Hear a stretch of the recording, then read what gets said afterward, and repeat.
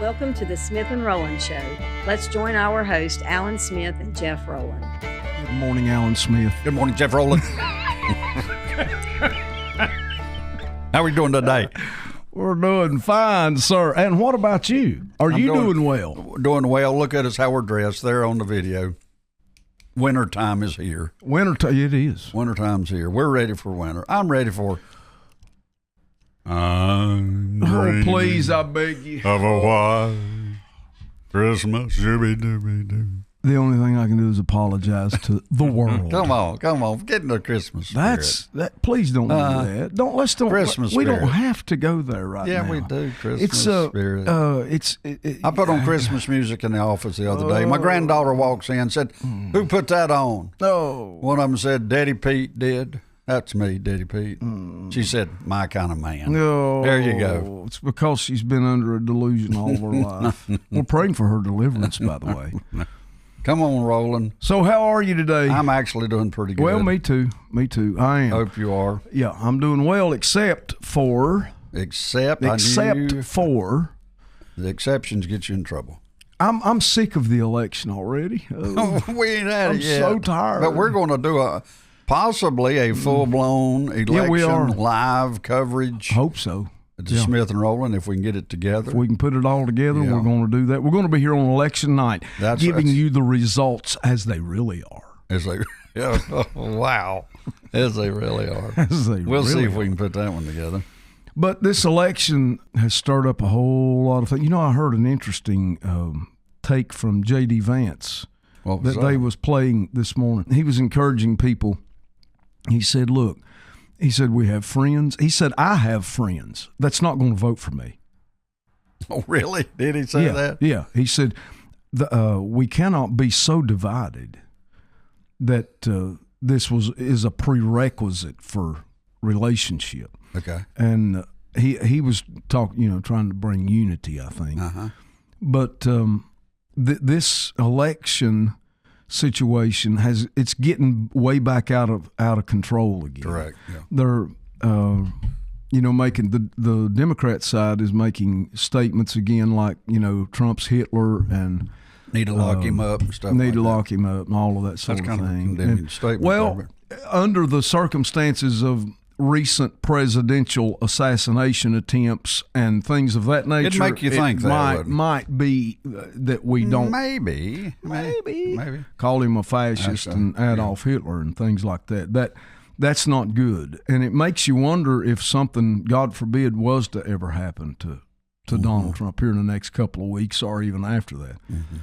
How would that make those on that side feel that they've maybe aided in perpetrating that kind of an event? Right. At any rate, the election does divide. And oddly enough, it divides Christians. Yes. Mm-hmm. It's a divisive mechanism that has entered into the Christian community. It's a huge division, but it's also a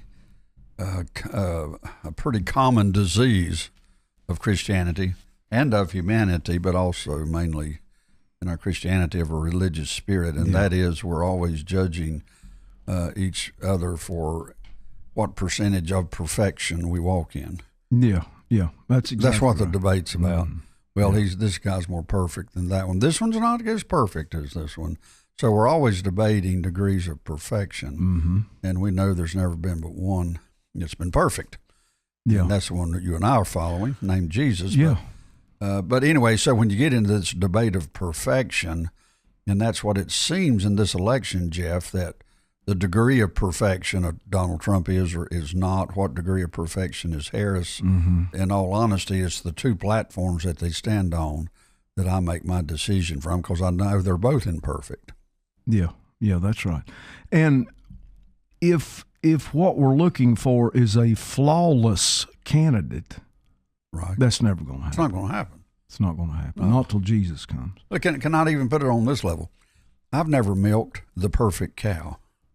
That's exactly scary right. I've seen your cows. I know you've seen my cows. Yeah. But my point is, genetically, you're always breeding these animals to breed out undesirable traits, if you will, to try to create a better animal in its offsprings. Mm-hmm.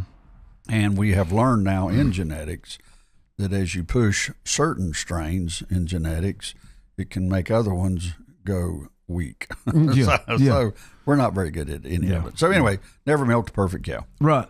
And Christians are not going to find a perfect candidate. I heard Kevin O'Leary. He's a businessman, billionaire. Mm-hmm. I heard him last night make the statement. He said, "I'm not in love with Trump, and I'm not in love with Kamala Harris." He said, "I try to fall in love with policies." Right. And it does hit on something that, and I do believe this.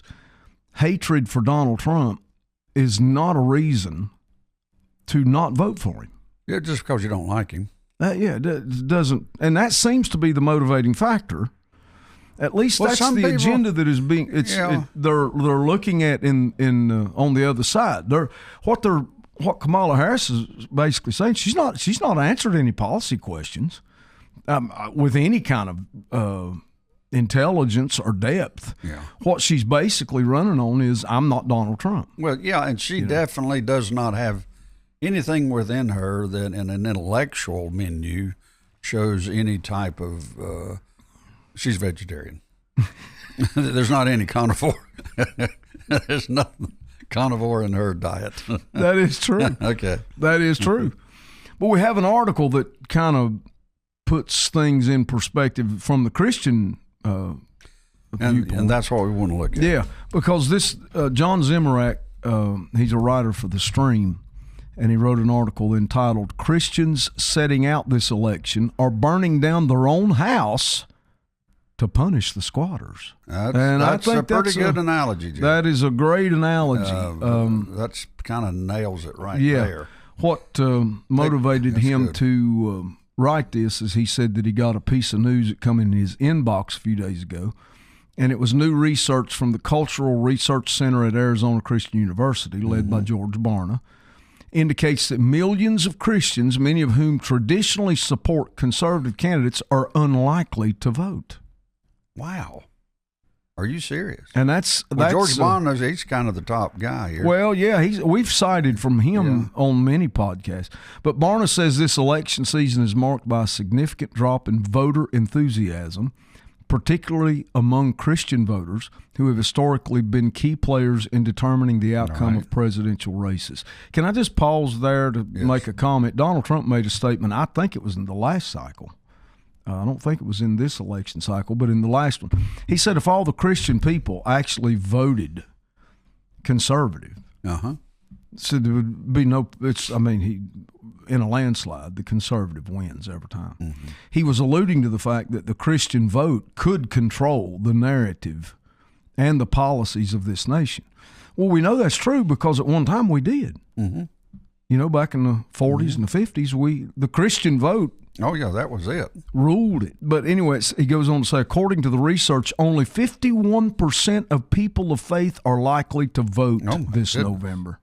A figure that could have dire implications for President Trump's reelection prospects.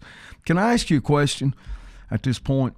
I want to ask you, what is the mandate, or is there a mandate, in your opinion, for Christians to be involved in the election cycle?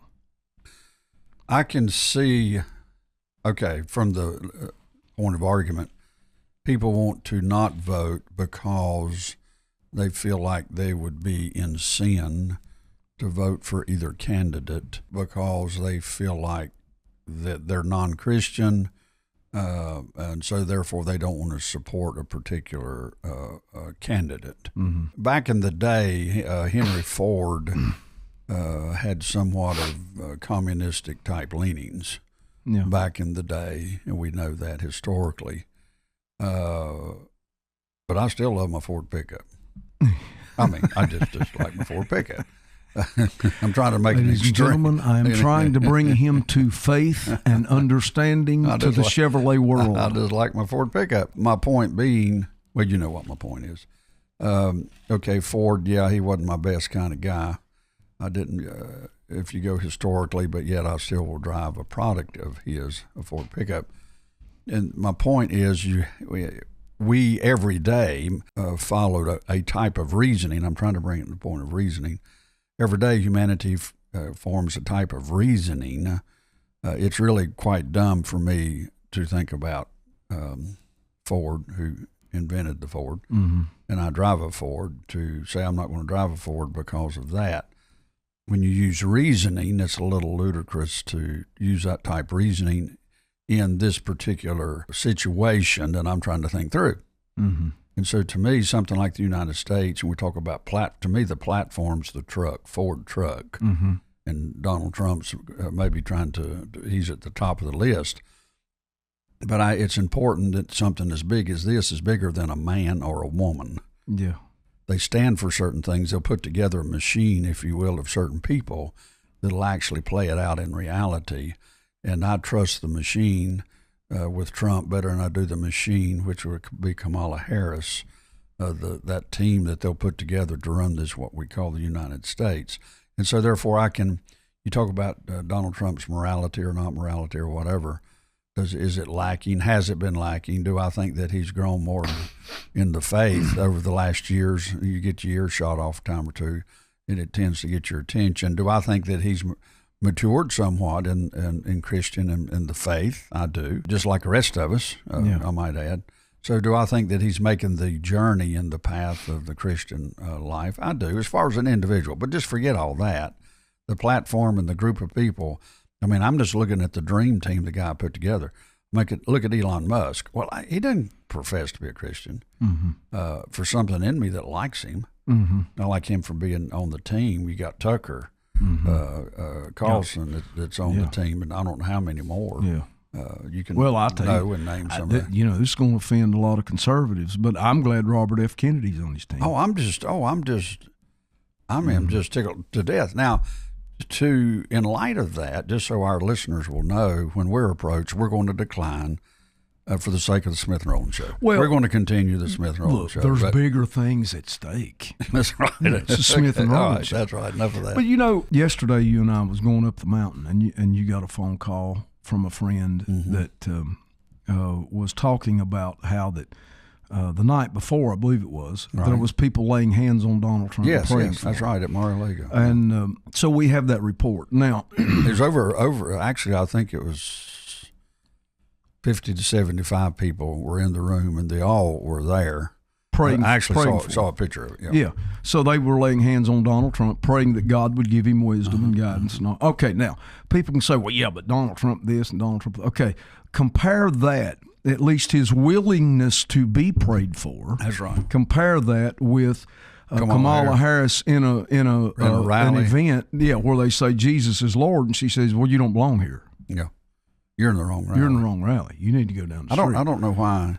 As my son Joe said, why would you need any ear anymore? You don't. Than that one statement? Can I tell you? I heard that repeated. That same line. They made the statement. They said, "You don't need nothing else. That's all you need. That's all a Christian needs." Is what he was saying. And I told them. I said, "Yeah." Joe Smith said the same thing.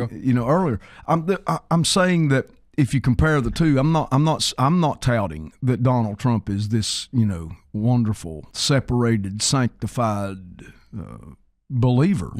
Maybe he is. I pray that he has a relationship with God. I know he's acknowledged the fact that he's alive today because of the hand of God. He's acknowledged that. And he's acknowledged the power of God, at least. Yes. So yes. Is he a believer? I don't know, but the thing that I do know is I've seen more confession of faith from him than I have from Kamala Harris. Yeah, by far. Yeah, and I've always looked at, okay, I don't have to like the guy as long as he does a good job. And I go back to, was it on this podcast where we talked about this, I think, but I was told by my oncologist when I was sent for the last surgery, I was told from her, She told me, she said, now I'm telling you, this surgeon has the most horrible, horrific bedside manner that you have ever been around. She said, you are not going to like him. But here's what she did say. She said, but he's the best surgeon at what you're fixing to go through that there is. Now, think about that. Okay, so I went, And my experience was, this was why everybody said he had a bad bedside manner. He told you the truth. I mean, he told me, he said, look, he said, we're going to do this surgery. And he was so matter of fact. He said, we're going to cut you from here to here. We're going to look inside you. We're going to cut everything out we see. We're going to fill you full of chemo. We're going to let you bake in it. And he said, you're going to feel like you've been run over by a truck for about 6 months. That's what he told me. That's what he said. Well, how far did he miss it? He missed the whole thing. He did. He really did. Okay. And here, but so he was talking from a natural standpoint, and God had something to say about it. Yes, he did. So the Lord took care of things. I even minimized all that. 3 days after the surgery, I asked him. He come in to, and I said, so now when is the dump truck filling supposed to come? Wow. Because, I was doing good, and I thought it was like from the chemos. But at any rate, I had the best surgeon. Every nurse told me, they said, now look, don't pay a whole lot of attention to what he says, but he knows what he's doing. All of them told me that. Now, I'm saying that Donald Trump may not have the best bedside manner, right? But he does have a track record that he knows what he's doing. So I'm looking at that in terms of the Christian vote. Now I've got another question I'd like to pose at you. This is going to get us in trouble. Pose it right on up. Are you sure? Oh, yeah, posy. Should Christians have any concern that our nation could be run by a woman? Wow, well, this threw me under the bus with the monkeys. Notice that I asked the question and then looked away. For effect. For effect. Oh, my goodness. Well, a lot of people, I've been called, actually, a male chauvinist cow. I don't do pig. And, no, I mind... I lean to the male being president because I think of protection. I think of all these different things. And I am a traditionalist when it comes to that. I think the man, I don't have a bit of problem. This day and time, a woman's got to work. Yeah, it takes two households working, and because of our economic situation. And some ladies want to do that, and I think that's fine if that's what you want to do. But for a woman for a president, would that be all right with me? I'm going to say that would not be my first choice. But if we find ourselves in that situation, I wouldn't pitch too big a fit. But I'd want a capable woman to do it. You know what I'm saying? And so when you get down to it, I'd want them to be a little more capable than what's there now. Mm-hmm. And in my estimation, the capability of the one that's running right now, if it wasn't so close to zero, I wouldn't feel so bad about it. But bless her heart, being capable. Everybody says, well, she makes up all these word salads. Well, I feel sorry for her, just to be honest with you. Yeah. And she's in a no-win situation. She's in a no-win situation. She's trying to be the mouthpiece for whoever's writing her speeches and doing, all of that. Yeah. And as far as following what's wrote, truth be known, she's probably doing a good job. Mm-hmm. She's probably doing exactly what's being written down for her to do. Yeah. You see, Jeff, it's like, here's what I'm trying to say. If you give a lecture or if you're a preacher, when you preach, you don't take down notes and recite them. When you know a whole lot more than what you're preaching when you preach. Mm-hmm. In other words, what's in you is a whole lot bigger than what you're going this message. Yeah, right. And so therefore, you're more of an authority, your place of authority in the subject matter of what you're preaching. But it's because the vast amount of understanding, knowledge, if you will, is much greater than what you're speaking on. And that's what makes for a good, somebody that's a good lecturer or a good preacher, is they know they have a lot more knowledge in what they're giving, which brings horsepower, if you will, to what they do say. That's right. And you can feel the energy of authority because I know what in the world I'm talking about here. Yeah. And that brings an energy with it. It brings an authority. That brings peace.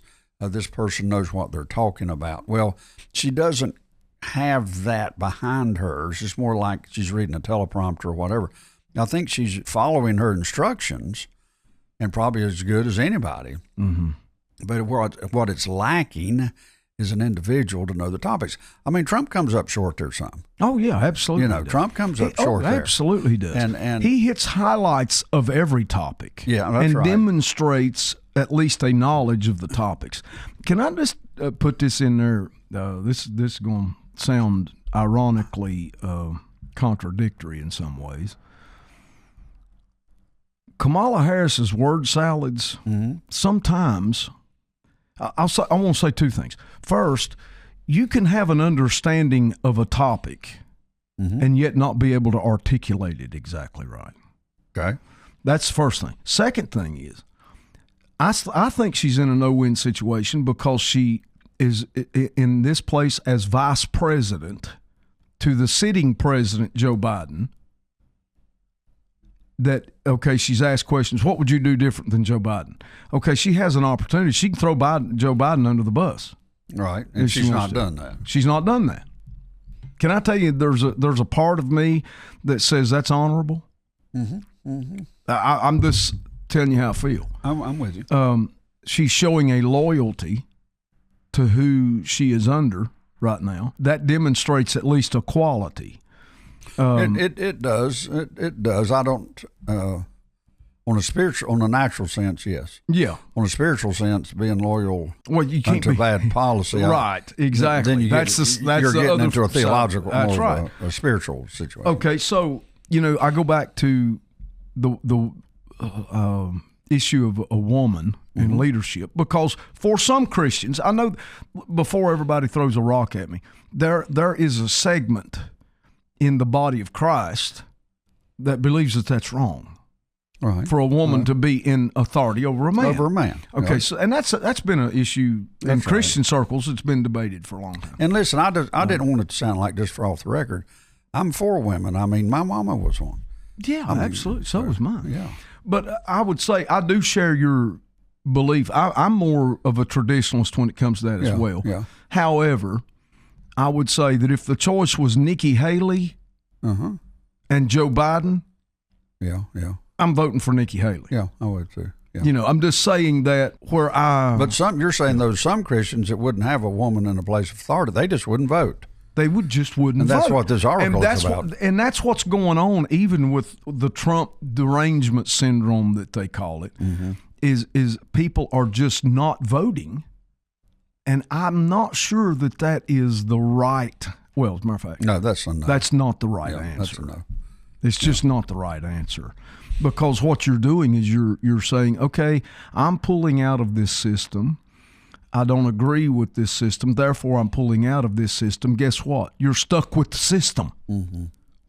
You're not living in reality when you make that kind of a choice. To not vote is a vote. Well, sure it is. And I know we've heard people say that, and people don't understand it. But if you don't vote for Donald Trump, that is a vote for Kamala Harris. Well, sure it is. Because if you vote for Trump, that's one more vote down. Yeah. She is. If you don't vote at all, that's not one more vote down. That's right.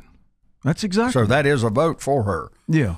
So to not vote is a vote. The thing that I guess I want to say, especially in light of what this article is about, and what, he says this: the results also revealed that large numbers of Christian churches have distanced themselves from the election. That's true, yeah. Refusing to even encourage congregants to vote and avoiding teaching related to many of the key social issues on which the election may hinge.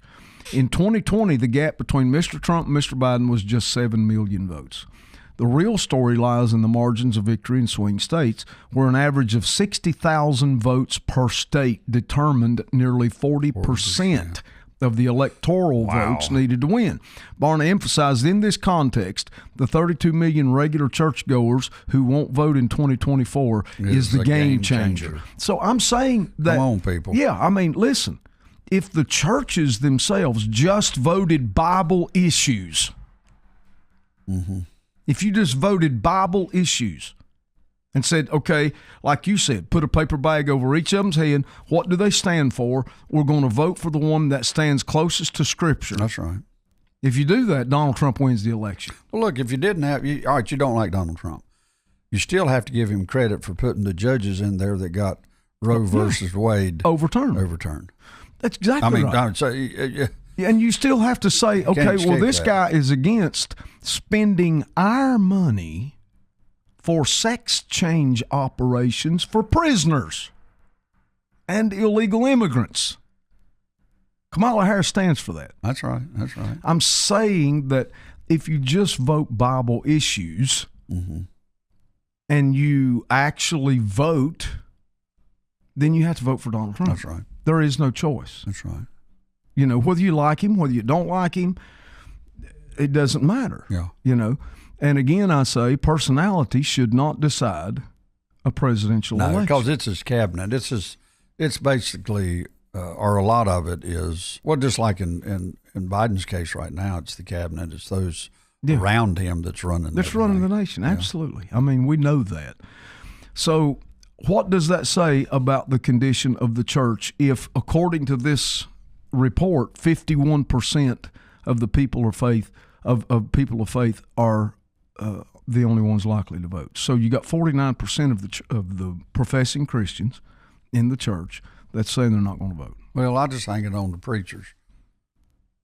I think you should. Somebody's not teaching their people. I think you should. And I'll tell you what's the truth, trying to stay neutral. I mean, I can't help, but I do know we're in the Laodicean church age. And to me, that's neither hot or cold. Yeah, that's right. I'm sorry. If you're in the middle of the road, you're going to get run over. That's right.